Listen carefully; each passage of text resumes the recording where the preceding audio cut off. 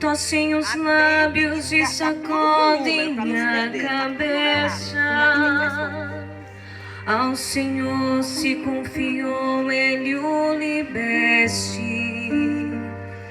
E agora, se é verdade que Ele o ama, meu Deus,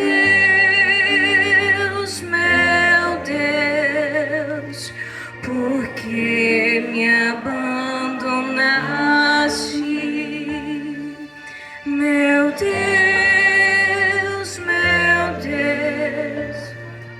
por que me abandonaste? Cães numerosos me rodeiam furiosos, e por um bando de malvado fui cercado. Transpassaram minhas mãos e os meus pés, e eu posso contar todos os meus ossos. Meu Deus, por que me abandonastes? Meu Deus, por que me abandonastes? Eles repartem entre si as minhas vestes e sorteiam entre si a minha túnica. Vós, porém, ó meu Senhor, não fiqueis longe. Ó minha força, vinde logo em meu socorro. Meu Deus,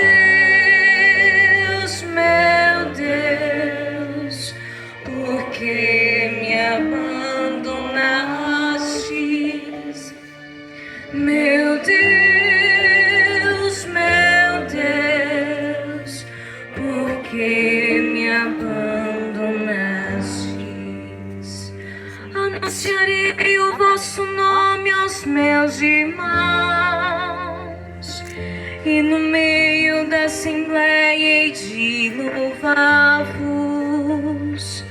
Vós temei ao Senhor Deus, dá-lhe louvores. Glorificai o descendentes de Jacó, e o respeitai o toda a raça de Israel. Meu Deus, por que me abandonastes? Meu Deus, por que me abandonastes?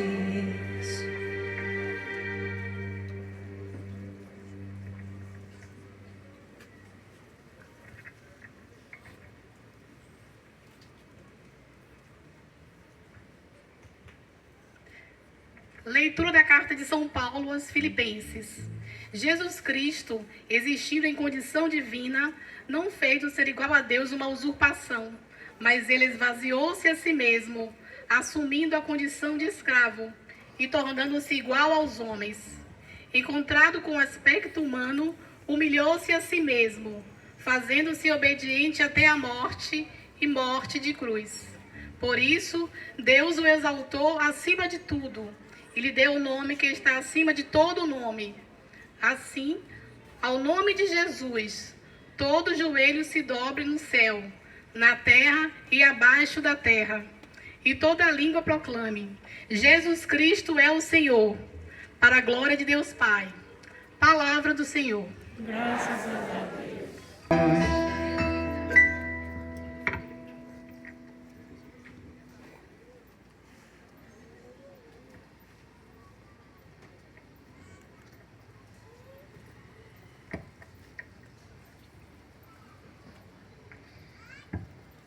Paixão de nosso Senhor Jesus Cristo, segundo Mateus. Naquele tempo, um dos 12 discípulos, chamado Judas Iscariotes, foi ter com os sumos sacerdotes e disse: Que me dareis se vos entregar Jesus? Combinaram então 30 moedas de prata. E daí em diante, Judas procurava uma oportunidade para entregar Jesus. No primeiro dia da festa dos ázimos, os discípulos aproximaram-se de Jesus e perguntaram: Onde queres que façamos os preparativos para comer a Páscoa? Jesus respondeu: Ide à cidade, procurai certo homem e dizei-lhes: o mestre manda dizer, o meu tempo está próximo. Vou celebrar a Páscoa em tua casa, junto com os meus discípulos. Os discípulos fizeram como Jesus mandou e prepararam a Páscoa. Ao cair da tarde, Jesus pôs-se à mesa com os 12 discípulos. Enquanto comiam, Jesus disse: Em verdade eu vos digo, um de vós vai me trair. Eles ficaram muito tristes e, um por um, começaram a lhe perguntar. Senhor, será que sou eu? Jesus respondeu: Quem vai me trair é aquele que comigo põe a mão no prato. O Filho do Homem vai morrer, conforme diz a Escritura, a respeito dele. Contudo, ai daquele que trair o Filho do Homem. Seria melhor que nunca tivesse nascido. Então Judas, o traidor, perguntou. Mestre, serei eu? Jesus lhes respondeu. Tu o dizes. Enquanto comiam, Jesus tomou um pão e, tendo pronunciado a bênção, partiu, distribuiu aos discípulos e disse: Tomai e comei, isto é o meu corpo. Em seguida, tomou um cálice, deu graças e entregou-lhes, dizendo: Bebei dele todos, pois isto é meu sangue, o sangue da aliança, derramado em favor de muitos, para a remissão dos pecados. Eu vos digo, diante não beberei deste fruto da videira, até o dia em que convosco bebereis, o novo no reino do meu Pai. Depois de terem cantado salmos, foram para o Monte das Oliveiras. Então Jesus disse aos discípulos: Esta noite vós ficareis decepcionados por minha causa, pois assim diz a Escritura: ferirei o pastor e as ovelhas do rebanho se dispensarão, mas depois de ressuscitar, eu irei à vossa frente para a Galiléia. Disse Pedro a Jesus: Ainda que todos fiquem decepcionados por tua causa, eu jamais ficarei. Jesus lhe declarou: Em verdade eu te digo, que esta noite, antes que o galo cante, tu me negarás 3 vezes. Pedro respondeu: Ainda que eu tenha de morrer contigo, mesmo assim não te negarei. E todos os discípulos disseram a mesma coisa. Então Jesus foi com eles a um lugar chamado Getsêmani e disse: Sentai-vos aqui, enquanto eu vos vou até ali para rezar. Jesus levou consigo Pedro e os 2 filhos de Zebedeu e começaram a ficar triste e angustiado. Então Jesus lhes disse: Minha alma está triste até a morte. Ficai aqui e vigiai comigo. Jesus foi um pouco mais adiante, prostrou-se com o rosto por terra e rezou: Meu Pai, se é possível, afasta-se de mim este cálice. Contudo, não seja fé como eu quero, mas sim como tu queres. Voltando para junto dos discípulos, Jesus encontrou-os dormindo e disse a Pedro: Vós não fostes capazes de fazer 1 hora de vigília comigo? Vigiai e rezai, para não caíres em tentação, pois o espírito está pronto, mas a carne é fraca. Jesus se afastou pela 2ª vez e rezou: Meu Pai, se este cálice não pode passar sem que eu beba, seja feito a tua vontade. Ele voltou de novo e encontrou os discípulos dormindo, porque seus olhos estavam pesados de novo.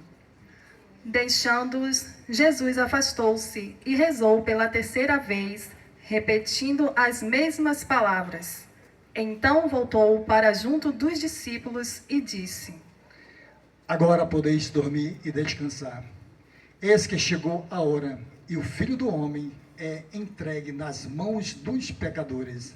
Levantai-vos, vamos, aquele que me vai trair já está chegando.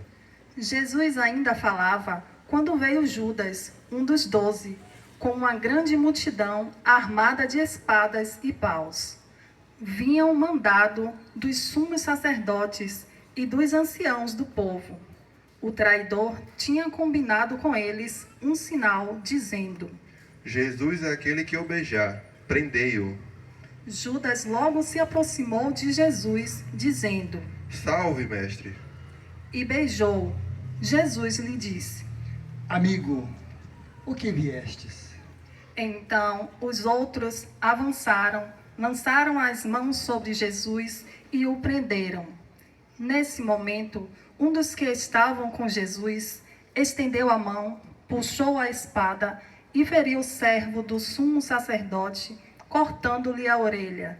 Jesus, porém, lhe disse: Guarda a espada na bainha, pois todos os que usam a espada pela espada morrerão. Ou pensas que eu não poderia recorrer ao meu Pai, e ele me mandaria logo mais de 12 legiões de anjos? Então, como se cumpririam as escrituras que dizem que isto deve acontecer?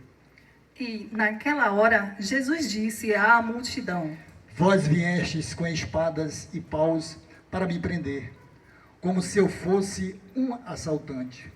Todos os dias no templo eu me sentava para ensinar, e vós não me prendestes. Porém, tudo isto aconteceu para se cumprir o que os profetas escreveram. Então, todos os discípulos, abandonando Jesus, fugiram. Aqueles que prenderam Jesus levaram-no à casa do sumo sacerdote Caifás, onde estavam reunidos os mestres da lei e os anciãos. Pedro seguiu Jesus de longe até o pátio interno da casa do sumo sacerdote. Entrou e sentou-se com os guardas para ver como terminaria tudo aquilo. Ora, os sumos sacerdotes e todo o sinédrio procuravam um falso testemunho contra Jesus, a fim de condená-lo à morte. E nada encontraram, embora se apresentassem muitas falsas testemunhas. Por fim, vieram 2 testemunhas que afirmaram: Este homem declarou: Posso destruir o templo de Deus e construí-lo de novo em 3 dias. Então o sumo sacerdote levantou-se e perguntou a Jesus: Nada tens a responder aos que testemunham contra ti? Jesus, porém, continuava calado, e o sumo sacerdote lhe disse: Eu te conjuro pelo Deus vivo, que nos diga se tu és o Messias, o Filho de Deus. Jesus respondeu: Tu o dizes. Além disso, eu vos digo que, de agora em diante, vereis o Filho do Homem sentado à direita do Todo-Poderoso, vindo sobre as nuvens do céu. Então o sumo sacerdote rasgou suas vestes e disse: Blasfemou. Que necessidade temos ainda de testemunhas? Pois agora mesmo vós ouviste a blasfêmia. Que vos parece? Responderam. É réu de morte. Então cuspiram no rosto de Jesus e o esbofetearam. Outros lhe deram bordoadas, dizendo: Faze-nos uma profecia. Cristo, quem foi que te bateu? Pedro estava sentado fora no pátio.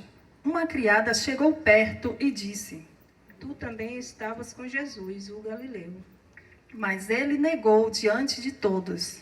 Não sei o que tu estás dizendo. E saiu para a entrada do pátio. Então outra criada viu Pedro e disse aos que estavam ali: Este também estava com Jesus, o Nazareno. Pedro negou outra vez, jurando. Nem conheço esse homem. Pouco depois, os que estavam ali aproximaram-se de Pedro e disseram: É claro que tu também és um deles, pois o teu modo de falar te denuncia. Pedro começou a maldizer e a jurar, dizendo que não conhecia esse homem. E nesse instante o galo cantou. Porém, se lembrou do que Jesus tinha dito: antes que o galo cante, tu me negarás 3 vezes. E saindo dali, chorou amargamente. De manhã cedo, todos os sumos sacerdotes e os anciãos do povo convocaram um conselho contra Jesus para condená-lo à morte. Eles o amarraram, levaram-no e o entregaram a Pilatos, o governador. Então Judas, o traidor, ao ver que Jesus fora condenado, ficou arrependido e foi devolver as 30 moedas de prata aos sumos sacerdotes e aos anciãos, dizendo: Pequei, entregando à morte um homem inocente. Eles responderam: O que temos nós com isso? O problema é teu. Judas jogou as moedas no santuário, saiu e foi se enforcar. Recolhendo as moedas, os sumos sacerdotes disseram: É contra a lei depositá-las no tesouro do templo, porque é preço de sangue. Então discutiram um conselho, compraram com elas o campo do oleiro, para aí fazer o cemitério dos estrangeiros. É por isso que aquele campo de sangue é chamado Campo de Sangue. Assim se cumpriu o que tinha dito o profeta Jeremias. Eles pegaram as 30 moedas de prata, preço do precioso, preço com que os filhos de Israel o avaliaram, e as deram em troca do campo do oleiro, conforme o Senhor me ordenou. Jesus foi posto diante do governador, e este o interrogou. Tu és o rei dos judeus? Jesus declarou, É como dizes. e nada respondeu quando foi acusado pelos sumos sacerdotes e anciãos. Então Pilatos perguntou: Não está ouvindo de quanta coisa eles te acusam? Mas Jesus não respondeu uma só palavra, e o governador ficou muito impressionado. Na festa da Páscoa, o governador costumava soltar o prisioneiro que a multidão quisesse. Naquela ocasião, tinha um prisioneiro famoso chamado Barrabás. Então Pilatos perguntou à multidão reunida: Quem vós quereis que eu solte? Barrabás ou Jesus, a quem chamam de Cristo?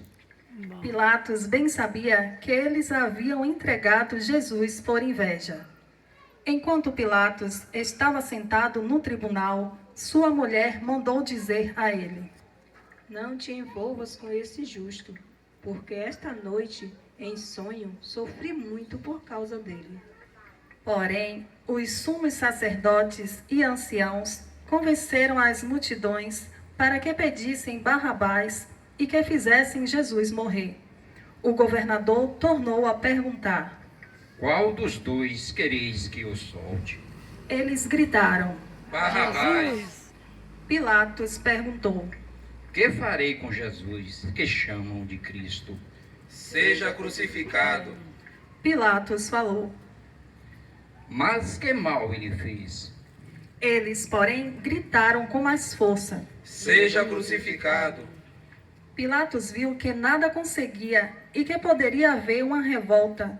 Então mandou trazer água, lavou as mãos diante da multidão e disse: Eu não sou responsável pelo sangue deste homem. Este é um problema vosso. O povo todo respondeu: Que o sangue dele caia sobre nós e sobre os nossos filhos. Então Pilatos soltou Barrabás, mandou flagelar Jesus e entregou-o para ser crucificado. Em seguida, os soldados de Pilatos levaram Jesus ao palácio do governador e reuniram toda a tropa em volta dele. Tiraram sua roupa e o vestiram com um manto vermelho. Depois, teceram uma coroa de espinhos, puseram uma coroa em sua cabeça e uma vara em sua mão direita. Então se ajoelharam diante de Jesus e zombaram, dizendo: Salve, Rei dos Judeus! Cuspiram nele e, pegando uma vara, bateram na sua cabeça. Depois de zombar dele, tiraram-lhe o manto vermelho e, de novo, o vestiram com suas próprias roupas. Daí o levaram para crucificar. Quando saíam, encontraram um homem chamado Simão, da cidade de Cirene, e o obrigaram a carregar a cruz de Jesus. E chegaram a um lugar chamado Gólgota, que quer dizer lugar da caveira. Ali deram vinho misturado com fel para Jesus beber. Ele provou, mas não quis beber. Depois de o crucificarem, fizeram um sorteio, repartindo entre si as suas vestes. E ficaram ali sentados, montando guarda. Acima da cabeça de Jesus, puseram o motivo de sua condenação. Este é Jesus, o Rei dos Judeus. Com ele também crucificaram 2 ladrões, um à direita e outro à esquerda de Jesus. As pessoas que passavam por ali o insultavam, balançando a cabeça e dizendo: Tu que ias destruir o templo e construí-lo de novo em 3 dias, salve-te a ti. Se és o Filho de Deus, desce da cruz. Do mesmo modo, os sumos sacerdotes, junto com os mestres da lei e os anciãos, também zombaram de Jesus. A outros salvou, a si mesmo não pode salvar. É Rei de Israel, desça agora da cruz, e acreditaremos nele. Confiou em Deus, que o livre agora, se é que Deus a ama, já que ele disse: eu sou o Filho de Deus. Do mesmo modo, também os 2 ladrões que foram crucificados com Jesus o insultavam. Desde o meio-dia até às 3 horas da tarde, houve escuridão sobre toda a terra. Pelas 3 horas da tarde, Jesus deu um forte grito, Eli, Eli, lama sabachthani. que quer dizer: meu Deus, por que me abandonaste? Alguns dos que ali estavam, ouvindo-o, disseram: Ele está chamando Elias. E logo um deles, correndo, pegou uma esponja, ensopou-a em vinagre, fixou-a na ponta de uma vara e lhe deu de beber. Outros, porém, disseram: Deixa, vamos ver se Elias vem salvá-lo. Então Jesus deu outra vez um forte grito e entregou o Espírito.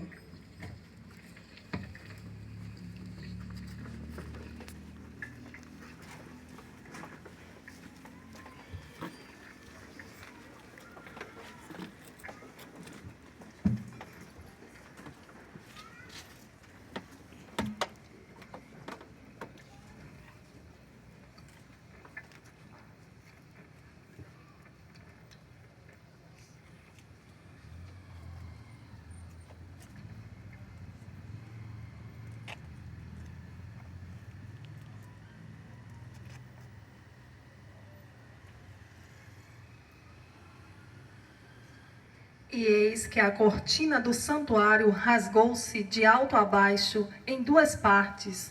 A terra tremeu e as pedras se partiram. Os túmulos se abriram e muitos corpos dos santos falecidos ressuscitaram. Saindo dos túmulos, depois da ressurreição de Jesus, apareceram na cidade santa e foram vistos por muitas pessoas. O oficial e os soldados que estavam com ele guardando Jesus, ao notarem o terremoto e tudo o que havia acontecido, ficaram com muito medo e disseram: Ele era mesmo o Filho de Deus. Grande número de mulheres estavam ali, olhando de longe. Elas haviam acompanhado Jesus desde a Galileia, prestando-lhe serviços. Entre elas estavam Maria Madalena, Maria, mãe de Tiago e de José, e a mãe dos filhos de Zebedeu. Ao entardecer, veio um homem rico de Arimateia, chamado José, que também se tornara discípulo de Jesus. Ele foi procurar Pilatos e pediu o corpo de Jesus. Então Pilatos mandou que lhe entregassem o corpo. José, tomando o corpo, envolveu-o num lençol limpo e o pôs em um túmulo novo, que havia mandado escavar na rocha. Em seguida, rolou uma grande pedra para fechar a entrada do túmulo e retirou-se. Maria Madalena e a outra Maria estavam ali sentadas diante do sepulcro. No dia seguinte, como era o dia, depois da preparação para o sábado, os sumos sacerdotes e os fariseus foram ter com Pilatos e disseram: Senhor, nós nos lembramos de que, quando este impostor ainda estava vivo, disse: depois de 3 dias eu ressuscitarei. Portanto, manda guardar o sepulcro até o 3º dia, para não acontecer que os discípulos venham roubar o corpo e digam ao povo: ele ressuscitou dos mortos, pois essa última impostura seria pior do que a primeira. Pilatos respondeu: Tendes uma guarda. Ide e guardai o sepulcro, como melhor vos parecer. Então eles foram reforçar a segurança do sepulcro, lacraram a pedra e montaram guarda. Palavra da salvação. Glória a vós, Senhor.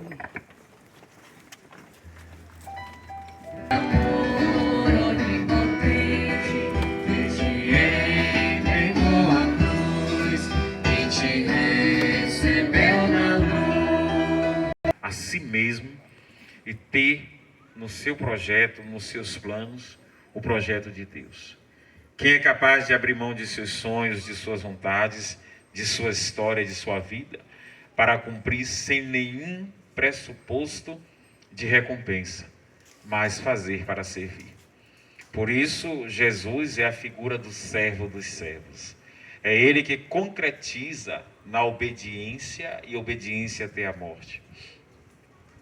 A figura que o profeta Isaías nos apresenta na primeira leitura de hoje, também para dizer, e isso é um costume, uma tradição que vem desde o início, desde a origem das profecias. Ora, quando nós desejamos alcançar uma graça, uma bênção, é comum que nós sejamos aconselhados pela igreja e pela tradição, e isso até dos nossos pais, ou nos nossos projetos, a gente replanejar a nossa vida e dizer assim, ó, eu preciso fazer um sacrifício para alcançar o objetivo. No Antigo Testamento, fazer sacrifício, sofrer, se martirizar, não era apenas para expiar os pecados, mas era uma forma de agradar a Deus e nesses esforços, nesta piedosa penitência, no sacrifício que era feito, era como se dissesse assim, olha, eu vou me sacrificar, eu vou fazer este sacrifício, eu vou fazer aqui o jejum, a caridade, a oração, para que Deus perceba o meu esforço e olhando para as minhas fragilidades, olhando para as minhas limitações, reconheça que eu sou, olha o que diz o Salmo, piedade, Senhor, piedade, meu Deus, pois foi contra vós, só contra vós que eu pequei e pratiquei o que é mal. O Salmo de hoje nos diz, meu Deus, por que me abandonaste? É um canto, uma súplica, é uma súplica do salmista em se ver perdido, abandonado, sozinho, diante das suas fragilidades e limitações, diante do sofrimento. E quando alguém faz um sacrifício e Deus olha para o esforço que é feito pelo sacrifício, Deus nos dá forças para permanecermos de pé. Por isso ouvimos dos nossos pais, ouvimos de alguns antigos, dos nossos familiares, de como o sacrifício nos fortalece, de como a penitência nos fortalece, de como Deus nos dá força e coragem para superar as nossas fragilidades e superar também as nossas limitações. O esforço que nós fazemos move o coração de Deus na sua compaixão, na sua misericórdia, para nos tirar da queda, para nos tirar da lama, das nossas fragilidades, dos nossos altos flagelos. Não é uma barganha que nós fazemos com Deus. Não é uma promessa de troca de favores que nós apresentamos a Deus. Mas é preciso partir de um coração que acolhe e um coração arrependido. Um coração que se abre, que se doa, que é capaz de abrir mão de qualquer coisa pessoal para dizer, olha, é em prol disso. E isto gera uma economia da salvação. Isso gera também a gente pensar assim, de que o sacrifício que alguém faz, olhe dentro de casa, os pais que se sacrificam pelos filhos, não se sacrificam por si ou para si, mas se sacrifica para os filhos. O esposo que muitas vezes se esforça e se sacrifica para manter o equilíbrio e a harmonia do lar, para pagar as contas, para não deixar a família desabrigada, desprovida. A mãe que é capaz de se sacrificar não para si, para o seu bem-estar, mas em função do esposo, dos filhos, do equilíbrio, da harmonia da casa. O casal que é capaz de se sacrificar, conversar na intimidade do quarto e dizer assim, meu bem, nós precisamos encontrar uma solução. Nós precisamos ponderar alguns dos nossos desejos, das nossas vontades.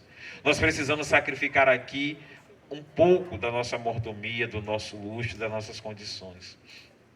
Precisamos passar por esse tempo de temperança para alcançarmos a bonança, para estarmos bem. Vamos reorganizar, refazer. Então vem o sacrifício. Vamos cortar aqui, vamos cortar essas despesas, como a gente vai fazendo. E esse esforço, este sacrifício, nos garante a recompensa, nos garante a salvação. E isso na dimensão espiritual, quanto mais esforços nós fazemos, quanto mais formos capazes de nos sacrificar em vista da promoção da vida e da promoção do reino. A segunda leitura de hoje, Paulo falando à comunidade e falando aos filipenses, ele vai nos dizer desse esvaziamento de Cristo, que ele, sendo Deus, na condição humana, poderia ter usurpado, roubado, tomado para si a condição divina e dizer, não vou morrer. Olha o que diz o Evangelho. Se eu quisesse, meu Pai mandaria 12 legiões de anjos, 12 legiões celestiais para me proteger, para me defender. No entanto, ele diz, não. Seja feita a tua vontade. Né? E se coloca, é aquilo que o Evangelho fala da kenosis, que é a descida. É Deus, na sua divindade, se faz homem, se esvazia de si mesmo, tão divino que se faz humano, e tão humano que se eleva à divindade. E mais, se eleva à divindade e eleva a humanidade inteira à dignidade de filhos e filhas de Deus. Olha, nesta economia, nós vimos aí claramente questões políticas e religiosas que levam Jesus à morte. Mas duas outras questões que também geram para nós a economia da salvação. Primeiro, Judas que vende Jesus por 30 moedas de prata. Já gerou ali, né, vendeu um inocente, já gerou uma economia. E depois, o derramamento de sangue. Né? Jesus, a liturgia de hoje é muito rica, muito bonita. Não dá para a gente explorar em 20 minutos, em 10 minutos, uma liturgia como essa, cheia de elementos, cheia de ritos, para entendermos a narrativa tão grande, desde o primeiro momento de entrada de Jesus a Jerusalém, até o momento em que ele ressuscita.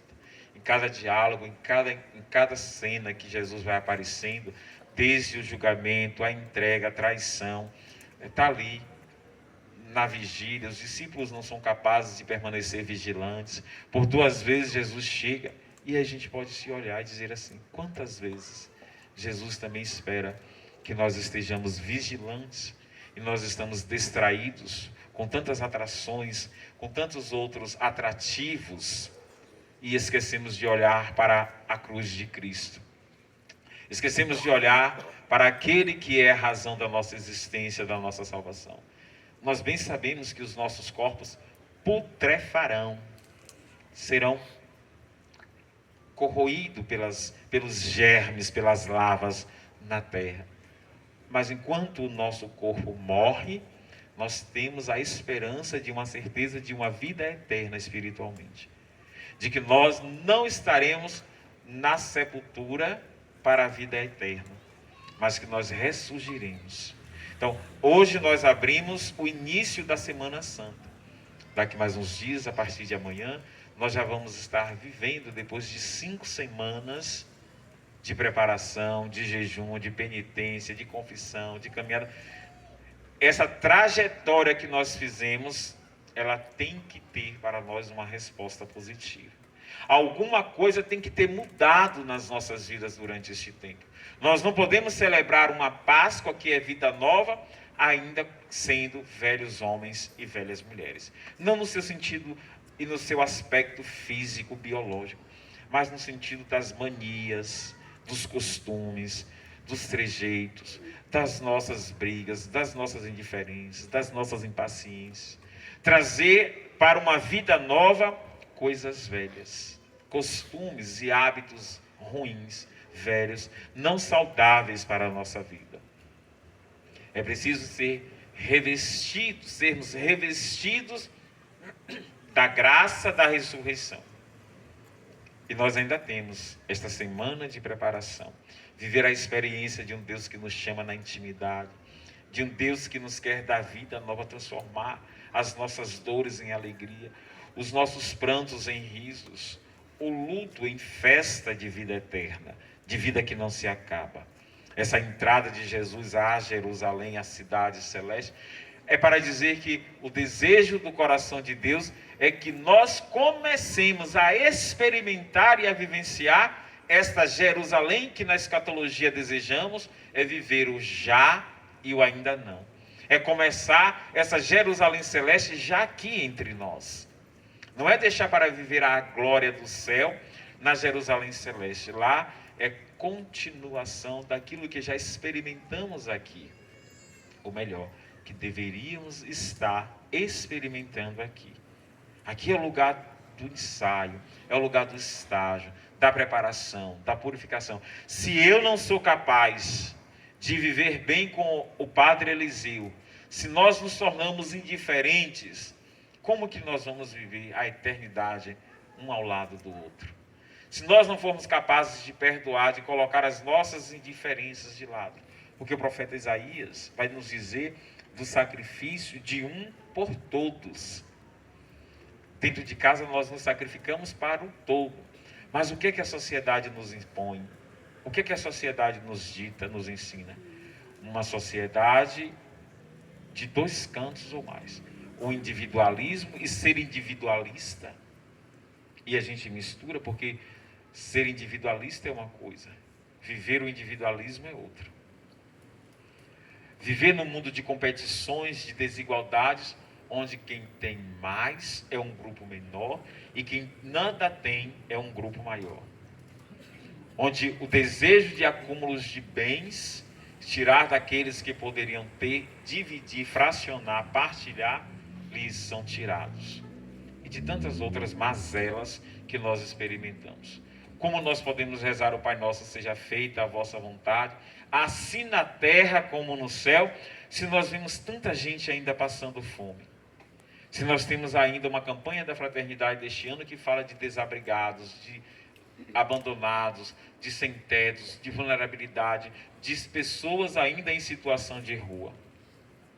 Como que nós podemos compreender de uma fraternidade, de uma religiosidade, se nós temos irmãos e irmãs nossas embriagados, abandonados de seus lares, maltrapilhos, sujos, drogados, jogados aí nas ruas, nas praças, nas marquises de nossa cidade? de nosso bairro, não é nem da cidade inteira. A gente, no nosso bairro, a gente encontra pessoas que dormem aqui embaixo de marquises, ali na central de abastecimento, que dormem ali atrás do posto do boteco, numa casa de material de construção. Passei outro dia lá, umas 8 ou 9 horas da noite, vindo lá do lado de Frei Galvão mais tarde, e ali encontrei um monte de gente deitado embaixo de uma marquise de uma loja, ali próximo a Cacá Colchões, né? Quantas pessoas espalhadas. Isso não incomoda a gente viver uma celebração, viver uma liturgia, e essas coisas não incomodarem a gente?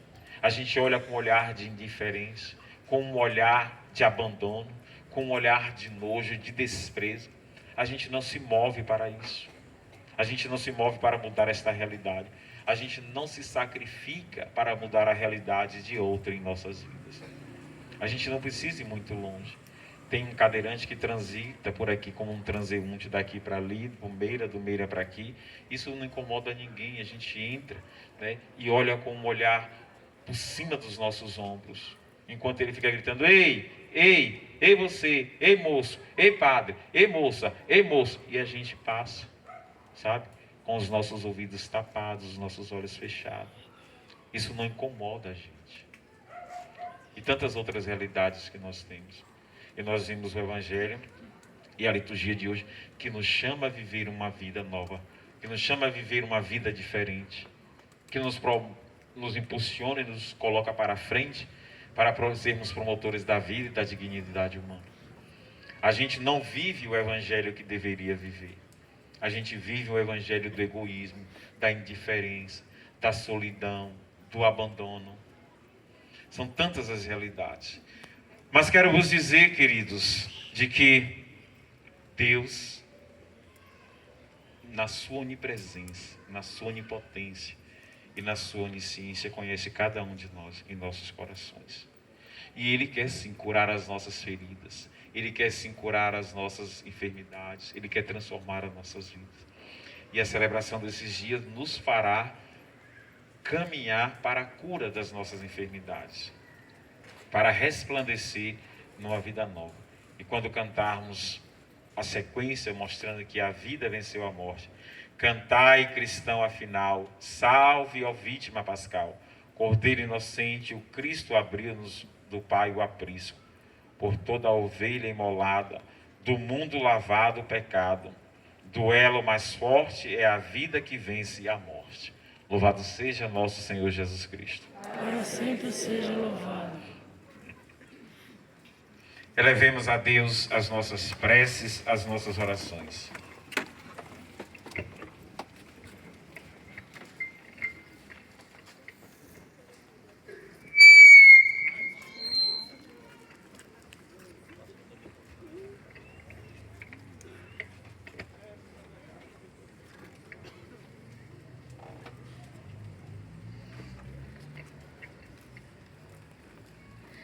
Ao final de cada prece, digamos: bendito seja Deus para sempre.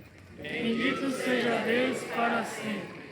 Por toda a Igreja, o Papa, os bispos e padres e pelo mundo, para que a paixão de Cristo nos inspire a sermos instrumentos de esperança e transformação, oremos.